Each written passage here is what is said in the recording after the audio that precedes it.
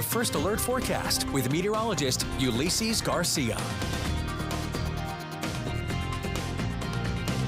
And looking at our Duncan Regional Hospital Tower cam in Duncan, overall, though, really not much happening. Quiet start, but we'll see those winds picking up throughout the day. It will be cloudier, and also we will see those temperatures a bit warmer than yesterday, pretty much in the 50s north of the river, 55 in Lawton, Duncan, and Altus, 54 in Elk City, 61 at the Falls, 61 in Jacksboro, 61 Monday, 64 in Paducah, 59 in Vernon. It's a little bit warmer towards the south. Looking at those temperature change from yesterday to today, most areas a good 10 to 20 degrees warmer, biggest jump in Graham at 21. And the wind speeds, like I mentioned, not too bad right now. Most areas at around 5 to 10 miles an hour. Already a few isolated spots over 10, 17 at the Falls, 14 Anadarko, 15 Elk City. We do have a front that's coming, it's making its way through parts of Arizona and Utah. That will eventually be here by the time we make our way towards tonight. Just going to start bringing some cooler air, but still keep that fire danger going. Then we have another front with an upper level low over parts of the Pacific Northwest. That will eventually start pushing more, bringing in some cooler air for the weekend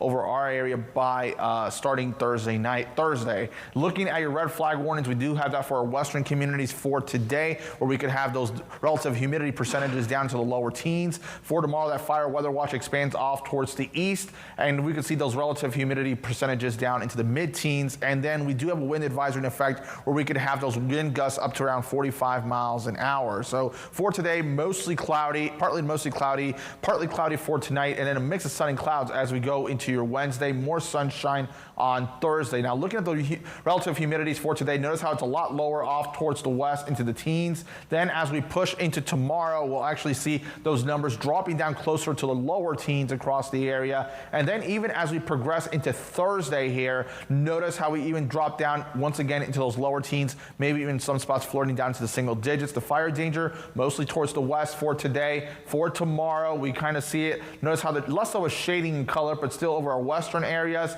And then as we progress into your Thursday, notice how it expands across the entire region. For today, we'll top out right around 80 degrees, lower to mid 80s possible for our western communities.